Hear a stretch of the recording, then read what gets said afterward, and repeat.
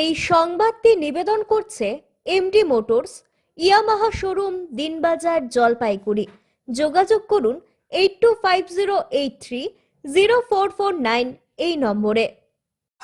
টিনের চাল, মলিবাসের বেড়া, বর্ষায় চাল দিয়ে জল পড়ে। মাত্র 2টি ঘর, তাতেই 2 ছেলে এবং স্ত্রী শাহিরুন খাতুনকে নিয়ে বসবাস শামিউল হকের। তার সামান্য চায়ের দোকানের উপরেই চলে সংসার। আর্থিক অনটনের কারণে বড় ছেলে ইতিমধ্যেই পড়াশোনা ছেড়ে ছোট একটি ব্যবসা শুরু করেছে, কিন্তু জলপাইগুড়ি সদর ব্লকের গড়ালবাড়ি বলিপাড়ার এই আর্থিক দিক থেকে পিছিয়ে পড়া পরিবারের ছোট ছেলে রাসেল হক দিল্লিতে হতে চলা বিকশিত ভারত ইয়ং লিডার্স ডায়ালগস 2026-এ যোগদান করে জলপাইগুড়ি জেলার মুখ উজ্জ্বল করতে চলেছে। সেই দিক থেকে রাসেল এখন জেলার প্রশাসনিক কর্তাদের চোখের মণি। এদিন সদর ব্লক বিডিও মিহির কর্মকার তাকে ডেকে শুভেচ্ছা জানানোর পাশাপাশি একাধিক উপহার তুলে দিয়েছেন। সেই সঙ্গে রাসেলের জলপাইগুড়ি থেকে কলকাতা যাবার ব্যবস্থা করে দেওয়ারও নির্দেশ দিয়েছে স্থানীয় গ্রাম পঞ্চায়েত প্রধানকে। বিডিও জানান, জেলা থেকে এই প্রথম প্রধানমন্ত্রীর সামনে এই ধরনের ডায়লগ কর্মসূচিতে কোনো ছাত্র যোগ দিতে চলেছে। সব থেকে বড় কথা, রাসেল যে প্রতিকূলতার মধ্য দিয়ে পড়াশোনা চালিয়ে এই জায়গায় এসেছে,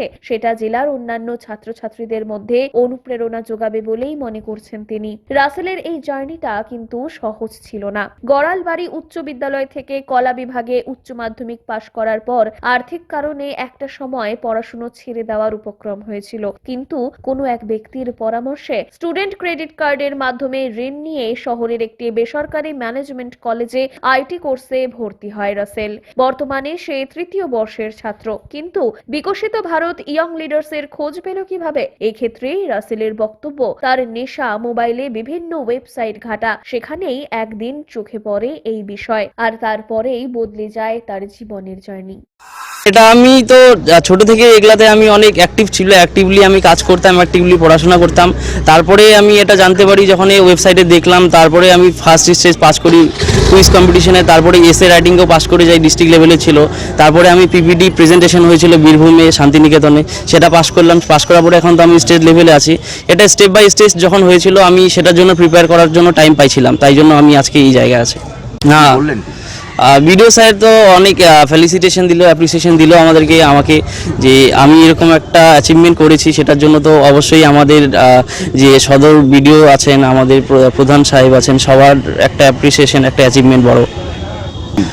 মূলত এটা বিকশিত ভারত ইয়ং লিডার্স 2026-এ এটা ভারত মণ্ডপম নিউ দিল্লিতেও হতে যাচ্ছে, যেটা 9 থেকে 12 তারিখ অবধি এটা অর্গানাইজ হয়ে যাবে।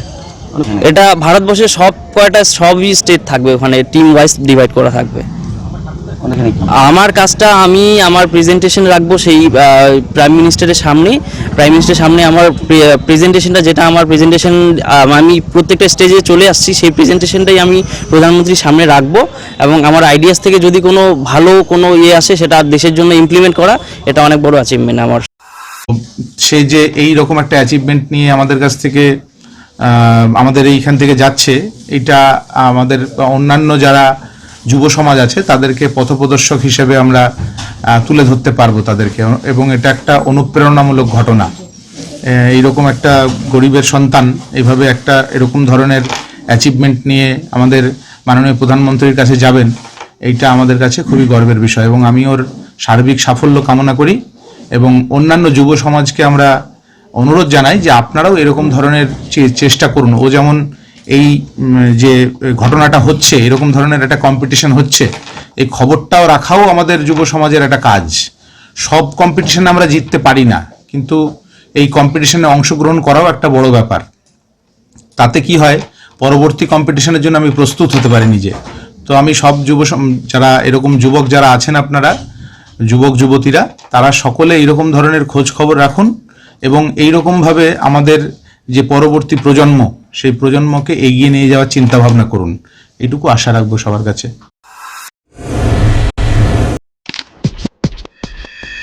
Check this out.